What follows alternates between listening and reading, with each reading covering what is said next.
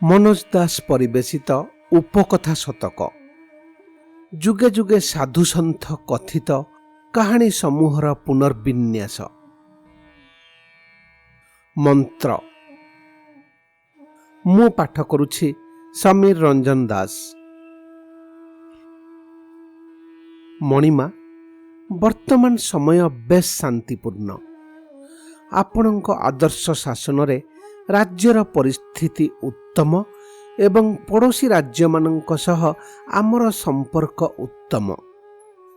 मोते 6 मास छुट्टी रे जिबाकू अनुमति मिलू। महामंत्री राजांकु जणाइले। काहींकि महामंत्री एडे दीर्घ समय छुट्टी नहीं करिवे कोन? भ्रमण रे जिबे सपरिवार? राजा प्रश्न कले। ना महाराज। आउ तेबे तीर्थयात्रा करिवे? ना महाराज, तीर्थयात्रा मोर उद्देश्य नुहे। तेबे गंगा तीरवर्ती जो आश्रम रे मो गुरुंक सानिध्य रे किछि दिन बिताइबी ताहांकु तीर्थ कहिले भूल हेब नाही। गुरुंक पाखरे एते दिन रही करिवे कोन? राजा पचारिले।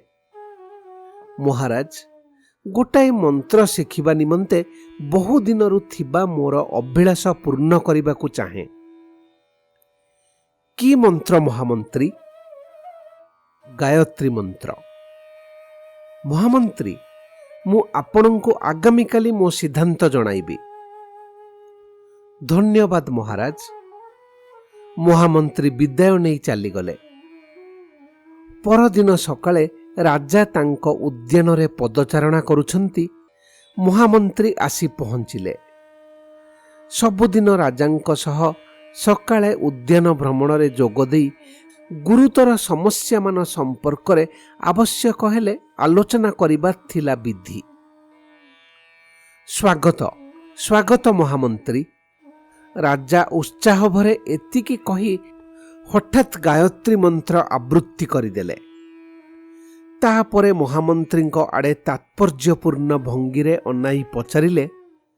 महामंत्री, आपण एमिति रसिकता करुथिले बोली तो मु जानि नथिली। रसिकता करुथिली महाराज? रसिकता नुहे। जेउ मंत्र मु आपण जिबा परे परे आम पंडितंकु डकाई गोटाए मुहूर्तरे शिखि पकाइली, ताहा शिखिबा निमंते आपण 6 मास समय लोड़ा बोली कहिबा रसिकता छड़ा आउ कोन होई पारे? राजा गंभीर कंठरे पचारिले। महाराज, किछि मने करिवे नाही। आपण किंतु गायत्री मंत्र शिखि नाहंती। मंत्री नम्र भावरे कहिले। कोण हैला? मोते कोण पंडित भूल मंत्र शिखाइले? ए प्रश्न करी राजा पुनर्बार मंत्रटी उच्चारण कले। मंत्रीवर, कोण एहा गायत्री मंत्र नुहे? राजा पचारिले। महाराज, अवश्य एहा गायत्री मंत्र, किंतु आपण गायत्री मंत्र शिखि नाहंती। राजा आखि बड़ बड़ करी किछि समय अनाई रही पुणी पचारिले। कोण मो उच्चारण भूल हैला? ना महाराज, आपणक उच्चारण निर्भूल। तेबे आपण गायत्री मंत्र शिखि नाहंती। तम मुंड खराब होई गलानी महामंत्री। मोर तो सेमिति मने हुए ना महाराज। तेबे तमे मो मुंड खराब करि देबाकू चाह? महाराज, से भली उद्देश्य मोर थाई न पारे। ए कथा अवश्य आपण विश्वास करिवे बोली मु आशा करिबी। तेबे तमे प्रमाण कर मु गायत्री शिखि नाही। राजा बड़ व्यस्त भाव देखाई कहिले। केउ पंडित उपरे तमर आस्था अछि कुह, ता आगरे मु गायत्री आवृत्ति करिबी। पंडित डकाइबार प्रयोजन नाही महाराज।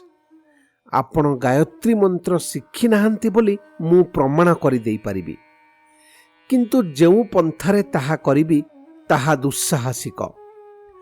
ଆପଣ ଭୀଷଣ କ୍ରୁଦ୍ଧ ହୋଇପାରନ୍ତି। ତମେ ଯେଉଁ ପନ୍ଥାରେ ପାରିବ ପ୍ରମାଣ କର, ମୁଁ ଅନୁମତି ଦେଲି। ରାଜା ଏହା କହିବା ମାତ୍ରେ ମହାମନ୍ତ୍ରୀ ଜଣେ ମାଳିକୁ ପାଖକୁ ଡାକି ଖଣ୍ଡିଏ ଦଉଡ଼ି ଆଣିବାକୁ କହିଲେ।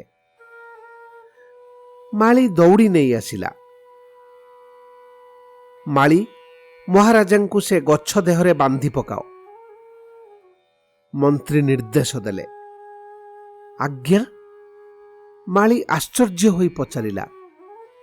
କହିଲି ପରା, ମହାରାଜାଙ୍କୁ ବାନ୍ଧି ପକାଅ। ଆଜ୍ଞା, ଶ୍ରୀଛାମୁଙ୍କୁ। ମାଳି କଥା କହିପାରିଲା ନାହିଁ।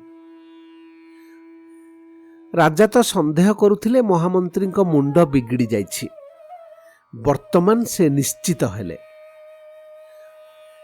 ସେ ମାଳିକୁ ହୁକୁମ ଦେଲେ, ମହାମନ୍ତ୍ରୀଙ୍କୁ ବାନ୍ଧି ପକାଇଲ। ମାଳି ତତ୍କ୍ଷଣାତ୍ ରାଜାଙ୍କ ଆଦେଶ ପାଳନ କଲା। ଅଳ୍ପ ହସି ମହାମନ୍ତ୍ରୀ ରାଜାଙ୍କୁ କହିଲେ, ଧନ୍ୟବାଦ ମଣିମା, ବର୍ତ୍ତମାନ ମୋ କଥାର ଅର୍ଥ ବୁଝିଲେ ତ?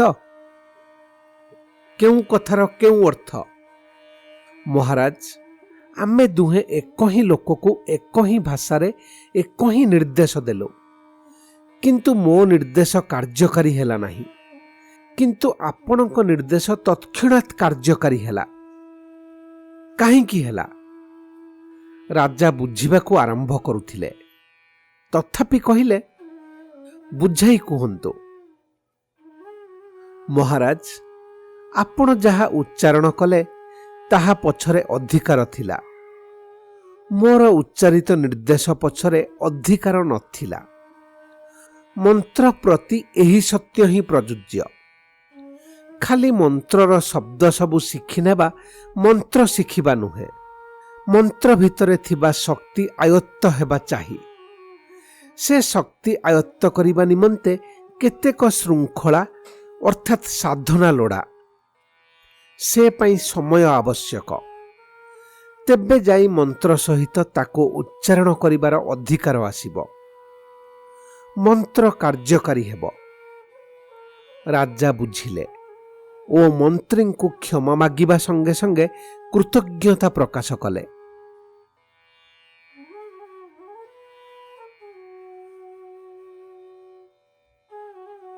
କାହାଣୀର ମର୍ମ କିଞ୍ଚିତ୍ ଆଲୋକପାତ। ପ୍ରତ୍ୟେକ ଶବ୍ଦ ପଛରେ ଏକ ଧାରଣା ଉଦ୍ରେକକାରୀ ଶକ୍ତି ରହିଥାଏ। ମନ୍ତ୍ର ପଛରେ ସେ ଶକ୍ତି ଏକ ବିଶେଷ ପର୍ଯ୍ୟାୟର ଗୁଣ। ଖାଲି ମନ୍ତ୍ର ଶିଖିଯାଇ ବୋଲିଲେ ତାହା ଅଭୀଷ୍ଟ ଫଳ ପ୍ରଦାନ କରେ ନା। ତାହାର ସଂଗୁପ୍ତ ଶକ୍ତି ଆୟତ୍ତ ହେବା ଆବଶ୍ୟକ।